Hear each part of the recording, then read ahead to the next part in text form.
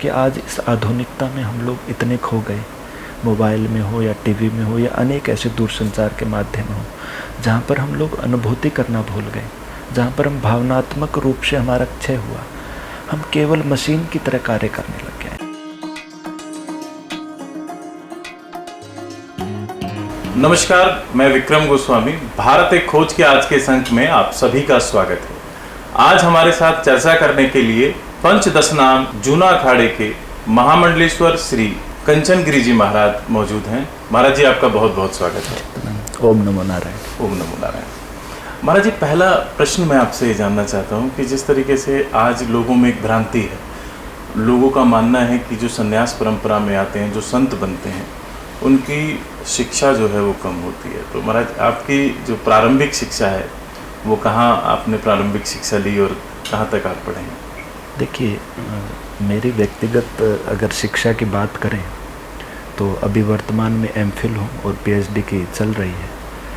श्री लाल बहादुर शास्त्री राष्ट्रीय संस्कृत विद्यापीठ है, कटवारी आश्रम सेंट्रल यूनिवर्सिटी है, वहीं से शास्त्री और आचार्य अद्वैत दर्शन से किया था। उसके बाद एमफिल है, अभी पीएचडी अद्वैत वेदांत से कर रहा हूँ। ऐसा बिल्कुल भी मिथक है कि केवल अनपढ़ लोग या केवल अशिक्षित लोग ही संन्यास परंपरा में आते हैं। मुझे लगता है संन्यास परंपरा एक अनुभव का विषय भी है। जिसको अनुभूति हुई हो, जिसको किसी विषय का साक्षात्कार हुआ हो, वही व्यक्ति इस दिशा में प्रवृत्त होते हैं। कोई अज्ञानता का विषय या कोई परिस्थिति जन्य संन्यास धारण नहीं किया जा सकता और लिया भी नहीं जा सकता और वह रह भी नहीं सकता। संन्यास एक विरक्ति से युक्त युक्ति है। जिसको वैराग्य उत्पन्न हो जाए वही संन्यास में विरक्त आता है, क्योंकि समय का कुछ नहीं पता होता। कहते हैं ज्ञान, भक्ति और वैराग्य तीनों अवस्थाएं काल से परे होती हैं और शिक्षा से भी कहूँगा परे होती हैं। जिसको विरक्ति हो जाए, जिसको ज्ञान हो जाए, जिसको भक्ति हो जाए, वह कोई शिक्षा पर माध्यम नहीं रहता है, न काल का रहता है, न अवस्था का रहता है। ऐसे अनेक उदाहरण हैं। मीरा का देख लीजिए, अनेक ऐसे सिद्ध महापुरुष हैं जो नहीं गए पर उन्होंने पूरे समाज का मार्गदर्शन किया है। तो इस परंपरा से जोड़ना तो मैं नहीं कहूँगा कि ठीक है कि अनपढ़ लोग ही बनते हैं, ये बिल्कुल मिथक है। इसमें बहुत शिक्षित लोग भी हैं, परंतु यह इसका पर्याय भी नहीं है, क्योंकि यह अनुभूति का विषय है, यह विरक्ति का विषय है। तो महाराज जी, कब मन में जिज्ञासा जागृत हुई कि मुझे संत जीवन में जाना है और सन्यासी बनना है? मेरा व्यक्तिगत यदि जीवन देखें तो मेरा जो पारिवारिक जो रहन सहन या व्यवस्थापन, पालन पोषण है, वह एक धार्मिक परिवार में रहा। मेहंदीपुर बालाजी से जुड़ा हुआ परिवार था। घर में एक संत का आगमन निरंतर रहता था। बड़े अच्छे संत थे, कम हाइट थी उनकी और अवस्था बहुत थी। बहुत विद्वान और जानकार थे, जिनका घर पर आगमन निरंतर रहता था। गांव के ही एक तालाब के किनारे उनकी छोटी सी कुटिया थी। तो घर में, परिवार में शुरू से ही मर्यादिक और नैतिक जीवन की परंपरा रही। क्योंकि मेहंदीपुर बालाजी से जुड़े हुए तो सहज भाव से अनेक ऐसे नियम की पालना, मुझे लगता है वो स्वाभाविक हो गई। लहसुन प्याज नहीं खाना है, या बाहर का बहुत अधिक नहीं, या साफ स्वच्छता का ध्यान रखना है, व्रत उपवास इत्यादि, अनुष्ठान इत्यादि, ये सारी चीज़ें मुझे लगता है परिवार से ही प्रदत्त हो गई। कुछ सीखने के लिए अलग से मुझे प्रयास नहीं करना पड़ा। जो मेरी प्रवृत्ति बनी वो उन संत को देख कर बनी। मैं जिस अवस्था में आया हूँ, 8th में था, यानी कक्षा 8 में, उस समय मैंने घर का परित्याग किया। परंतु उन संत को देखकर बार बार मेरी जिज्ञासा उत्पन्न होती थी। परिवार में भी शुरुआत से ही कुछ अलग ही रहन सहन था, या वैवाहिक कार्यक्रम हो या कोई ऐसे सामाजिक कार्यक्रम, बहुत अधिक रुचि नहीं थी। केवल संत को आते तो बड़ी उनकी सेवा करते और उनके पास में रहते, उनका सत्संग सुनते।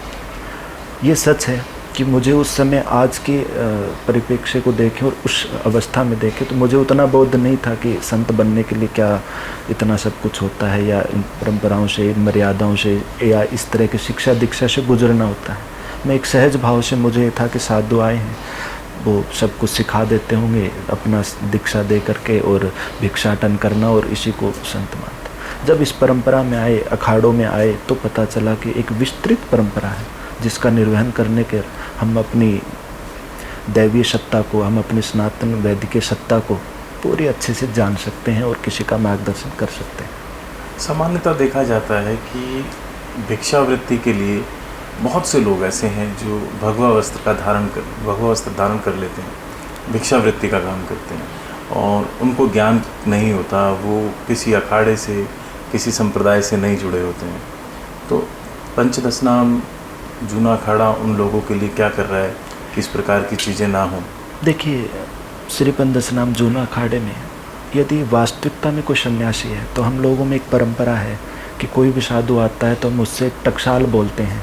तो उससे पूछा जाता है आपका परिवार क्या है, आपकी मड़ी क्या है, कुछ आंतरिक गोपनीय बातें हैं, आपके गुरु क्या हैं, आपके देवता क्या हैं, आप कौन दिशा से हैं, सारी चीज़ें उससे पूछी जाती है।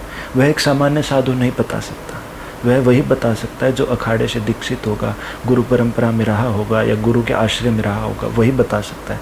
तो हमारे लिए तो सहज है जानना कि ये साधु दीक्षित है या नहीं, या इसने केवल आवरण के रूप में ही भगवा वस्त्र धारण कर रखा है।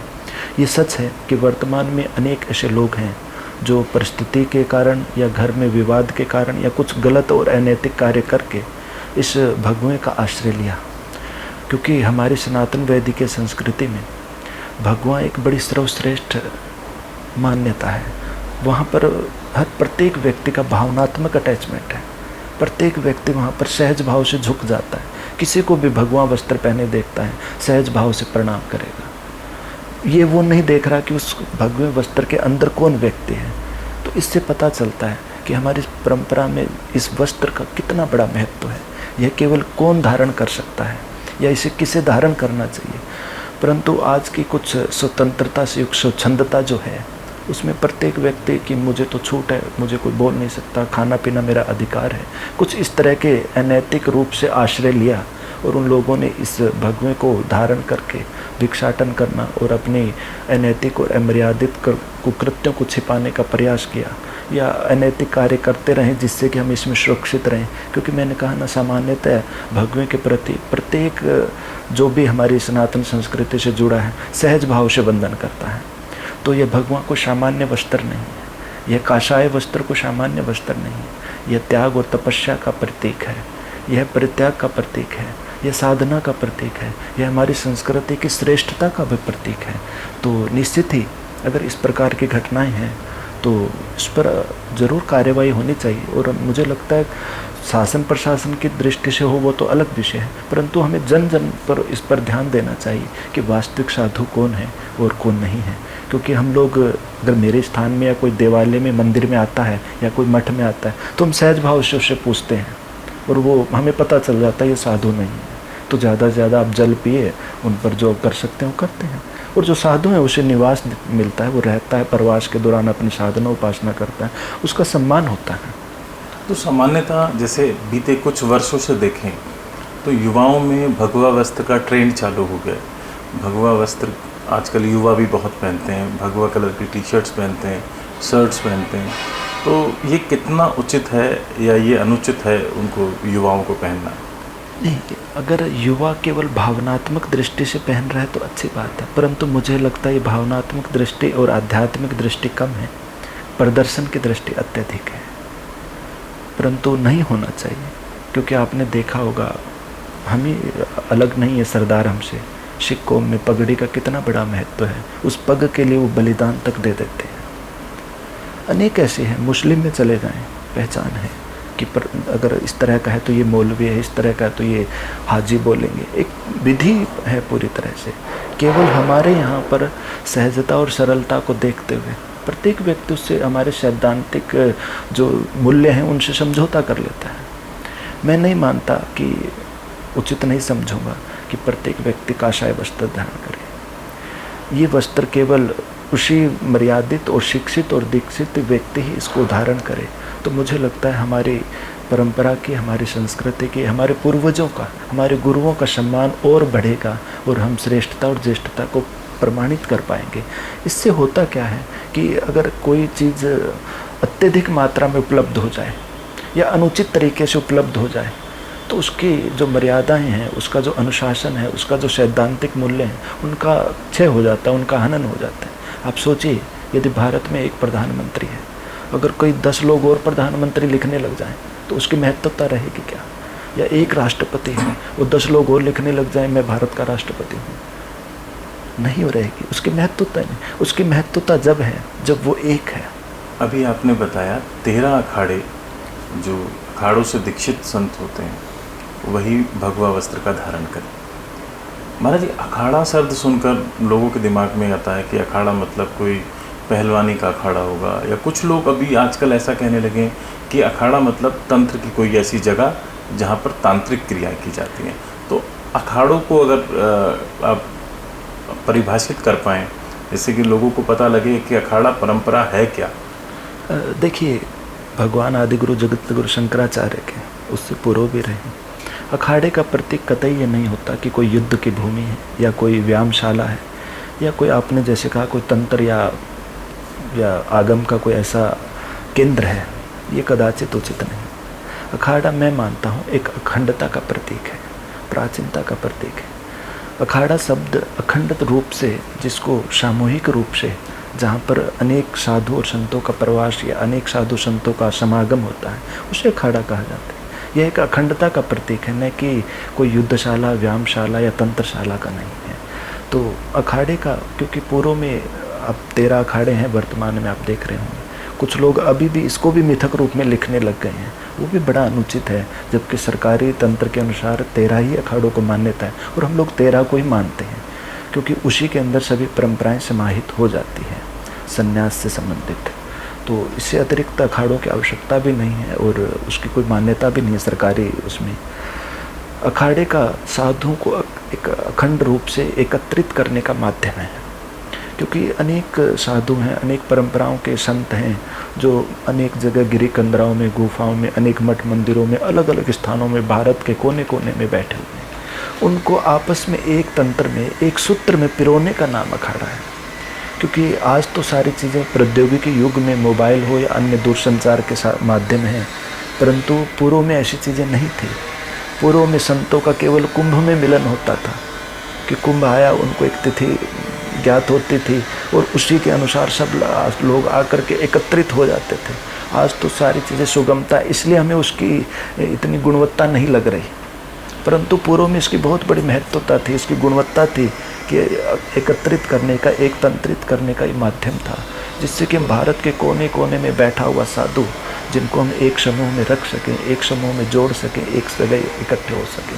तो अखाड़ों में, सन्यासी अखाड़ों के अंदर जो नागा परंपरा है, क्या वो इन 13 अखाड़ों से ही निकली परंपरा है या वो एक परंपरा अलग है? देखिए, सभी अधिकांशतः सन्यास में जब भी दीक्षित होता है, कुछ श्रेष्ठ व्यक्ति को छोड़कर या बहुत अत्यधिक शिक्षित और परंपरा में जो पूजनीय वंदनीय है उनको छोड़ करके अधिकांश साधु नागा ही होते हैं।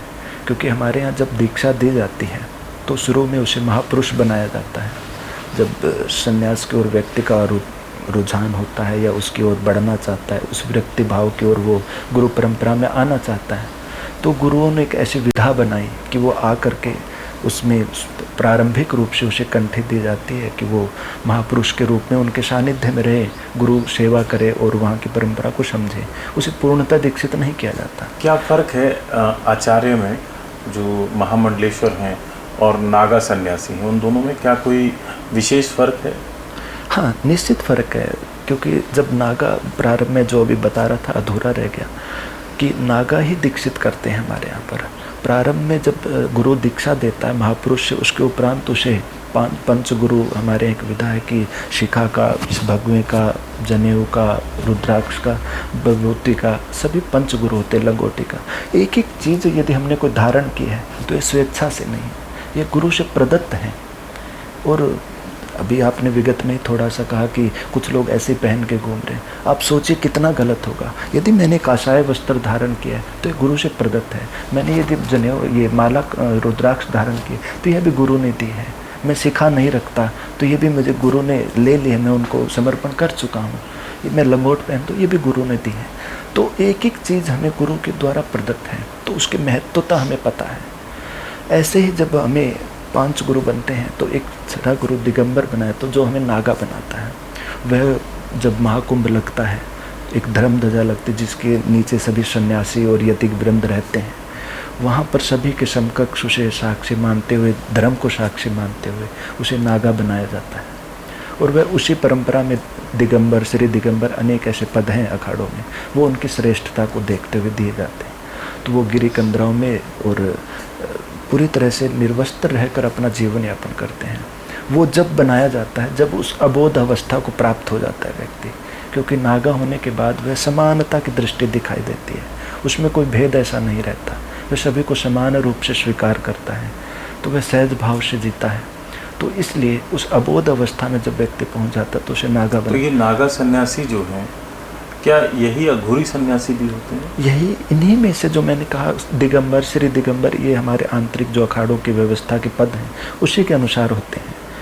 क्योंकि अब सामान्यतः समाज में तो नहीं घूम सकते व्यवहारिक दृष्टि से, पर जंगलों में बहुत से ऐसे स्थान हैं जहाँ पर नागा रहते हैं, वो कुंभ के समय एकत्रित भी होते हैं। और नागा हमारी एक तरह से अखाड़ों की सेना का रूप में कार्य करती है, वह एक तरह से हमारे सैनिक के रूप में कार्य करते हैं। जो आचार्य मंडलेश्वर है, महामंडलेश्वर है, मंडलेश्वर है, महंत है, श्री महंत है, ये उनके एक तरह से पदाधिकारी होते हैं। महाराज, अगर मैं जानना चाहूँ कि जो अखाड़े की परंपरा है उसमें कौन कौन से पद होते हैं? देखिए, मैं कई बार कहता हूँ कि मुझे लगता है भारतीय राजनीति या अन्य राजनीतिक परिप्रेक्ष्य में देखें तो ये सब बाद के विषय हो सकते हैं। अखाड़ों में प्रारंभिक रूप से ही एक व्यवस्था थी जिसमें सभापति, श्री महंत, चारों मड़ी को एक एक श्री महंत होते हैं, उनके सेक्रेटरी सचिव होते हैं, थानापति होते हैं, श्री महंत थानापति होते हैं। तो इस तरह के मंडलेश्वर, आचार्य, महामंडलेश्वर, अनेक ऐसे पद हैं जिनका एक व्यवस्था, सुचारू रूप से व्यवस्था चलाने के लिए किया जाता है, जिससे एक शांति से और संगठित रूप से, मुझे लगता है वहीं से अन्य राजनीतिक परिप्रेक्ष्य लिए गए होंगे। क्योंकि आज हमें दिखाई दे रहा है, क्योंकि लौकिक राजनीति बड़ी प्रचार में आ चुकी है, अखाड़ों में भी राजनीति थी, पर वो राजनीतिक व्यवस्था के लिए थी, धर्म को प्रबंधन के लिए थी, व्यवस्था के प्रबंधन के लिए थी। वो राजनीति केवल किसी को दबाने के लिए कूटनीतिक तरीके से नहीं। एक पद था सभापति का अखाड़े में, जो सर्वश्रेष्ठ पद होता है, जिसके नीचे सभी लोग कार्य करते हैं। आचार्य महामंडलेश्वर है, जो एक राष्ट्रपति के लेवल का पद हो गया है कि जितने भी साधु बनेंगे उस अखाड़े में, उस दौरान में या उनके पद पे रहते हुए, वो सभी उनसे दीक्षित होंगे। आचार्य जो उनके होंगे तो वो ही होंगे। तो एक ऐसी बड़ी अच्छी परंपरा थी। जो श्री महंत होते हैं वो चारों मड़ी के 13 मड़ी, 16 मड़ी, 4 मड़ी, 14 मड़ी, सबके एक एक श्री महंत होते हैं, सबके अलग अलग पुजारी होते हैं, सबके कारोबारी होते हैं। एक सामाजिक रूप से व्यवस्था को पारदर्शी और परिष्कृत व्यवस्था देने का काम यदि है तो अखाड़ों ने किया है। आज ठीक है, प्रशासन में यदि आज दिखाई देते हैं हमें अनेक इस तरह की व्यवस्थाएं कि ये कलेक्टर है, ये SHO है, या ये प्रधानमंत्री है, ये मंत्री, एक व्यवस्था के अनुरूप कार्य होता है। परंतु ये इससे भी पहले हमारे अखाड़ों में व्यवस्थाएं थी, और वहाँ पर कोठार है तो इसमें चारों मड़ी के कोठारी रहेंगे, अब की बार इस मड़ी का रहेगा, इस कुंभ के बाद इस मड़ी का रहेगा।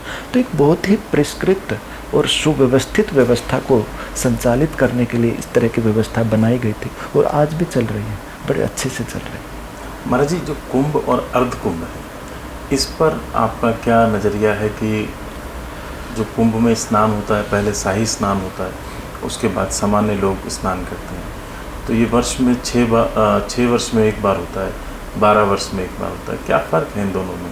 देखिए, सामान्यतः ज्योतिष की दृष्टि से और शास्त्रीय विधा से तो महाकुंभ का ही विशेष महत्व है, परंतु वर्तमान में कुछ भावनाओं को देखते पूर्व में भी रहा है, जिससे कि अर्ध कुंभ को भी मनाया जाता है, जिससे कि हम अनेक यतिवृंद का शाम जो हमें आशीर्वाद, क्योंकि जब कुंभ लगता है तो लाखों सन्यासी इकट्ठे होते हैं, जिन्होंने हम शायद वर्षों नहीं मिल सकते, वो लोग भी वहाँ अज्ञात रूप से, अप्रत्याशित रूप से आते हैं, मिलते हैं, और हमें नहीं पता कौन किस साधना से युक्त है, कौन किस तपस्या से युक्त है, कौन किस स्वरूप में आया है, किस किस को भगवदीय आश्रय मिला हुआ है, किस किस को हमारे प्रभु का साक्षात्कार हुआ। अनेक ऐसे सन्यासी आते हैं जिन्हें हम सामान्य दृष्टि से नहीं देख सकते, परंतु कुंभ का यदि कहूँ सरल भाषा में तो सीधा सीधा अभिप्राय है कि जहाँ पर अनेक सन्यासी आए हों, उनकी चरण रज मिल जाए, उनका स्नान किए हुए जल में हम भी स्नान कर लें। पता नहीं कौन किस रूप में आए हैं, पता नहीं भगवान किस सन्यासी के रूप में आए हों। इसलिए जब पूर्व में सभी यतिवृंद जब स्नान कर लेते हैं तो उसके बाद हमारे जो सभी बहनें भाई सब उसमें बड़ी श्रद्धा से और भाव से स्नान करते हैं। उनका यही भाव होता है, पता नहीं कौन सन्यासी है, किसके माध्यम से हमारा कल्याण हो जाए, किसके माध्यम से हमें दिशा प्रदान हो जाए। महाराज जी, अगर मैं सामान्य जीवन की बात करता हूँ, आज देखने को मिलता है अवसाद की स्थिति बड़ी बढ़ती जा रही है, लोग तनाव में रहते हैं, चिंतित रहते हैं। एक संत के नाते आप उन लोगों को क्या संदेश देंगे कि तनाव से कैसे बचा जाए? देखिए, मैं इस विषय पर कई बार बोलता हूँ वर्तमान में, और वर्तमान में बड़ी विडंबना हो गई है। मैं केवल किताबी आधार पर नहीं, कुछ लोगों को व्यक्तिगत जानता हूँ जिनकी अवस्था बहुत कम है, बच्चे हैं, वो भी अवसाद में हैं। और एक अवस्था के उपरांत तो स्वाभाविक है परिस्थिति के कारण यदि अवसाद हुआ है, परंतु ये बड़ी कठिनता है कि आज इस आधुनिकता में हम लोग इतने खो गए, मोबाइल में हो या टीवी में हो या अनेक ऐसे दूरसंचार के माध्यम हो, जहाँ पर हम लोग अनुभूति करना भूल गए, जहाँ पर हम भावनात्मक रूप से हमारा क्षय हुआ। हम केवल मशीन की तरह कार्य करने लग गया इंसान। जैसे फ़ोन को हम टच करते हैं वो तुरंत अपना प्रतिक्रिया देता है, ऐसे इंसान भी उसी तरह से कुछ हो गया। वह अनुभूति नहीं करता, वह भावनात्मक रूप से जुड़ा हुआ नहीं है। अभी कुछ समय पहले की बात है, बहुत छोटा बच्चा है, कक्षा 8 में है, बहुत अवसाद में चला गया है केवल परीक्षा को लेकर के कि नंबर मुझे कम ना जाए। उसे हॉस्पिटल में एडमिट किया गया, मेरे जानने वाले एक सज्जन है परिचित। तो मैं सोचता हूँ कि हम लोगों को 8 या 10 तक तो शायद ये पता ही नहीं होता अवसाद या टेंशन होता क्या है। हाँ, इतना ज़रूर पता होता है कम नंबर आएंगे तो माता पिता पिटाई करेंगे, इससे ज़्यादा हमें कोई बहुत बड़ा प्रभाव नहीं पड़ता था। आज छोटे छोटे बच्चे आत्महत्या करते हैं, छोटे छोटे बच्चे, पूछो उनसे सर दर्द करता है, उनसे पूछो क्या टेंशन है, मेरा अभी मूड नहीं है। उनको इस तरह की भाषा, उनको इस तरह की जीवन शैली मिली कहाँ से? इसका कारण केवल और केवल आधुनिकता है। इसलिए मैं हमेशा कहता हूँ कि वर्तमान में आधुनिक रहें, आधुनिक विकास का विरोधी नहीं हो, परंतु साथ में आध्यात्मिक भी रहें। आधुनिकता के साथ यदि आध्यात्मिकता है तो जीवन का आनंद भी आएगा, हम वास्तव में जीवन की सार्थकता को साबित कर पाएंगे। अन्यथा हम किसी एक पक्ष में चले गए, आधुनिक पक्ष में, तो निश्चित ही हमें तनाव मिलेगा, निश्चित ही हमें भटकाव मिलेगा। आप देख लें, रजनीश ओशो है या अनेक ऐसे हमारे धर्म गुरु हैं जिन्होंने पाश्चात्य देशों में जा कर के असंख्य लोगों का अवसाद से मुक्त किया है। उसका वहाँ की संस्कृति है, वहाँ केवल और केवल उपार्जन करना है, भोग करना और नाश करना। इससे अधिक उन लोगों की सोच नहीं रखते वो लोग, क्योंकि एक समय के बाद उन्हें लगने लग जाता है कि अब मैं क्या करूं।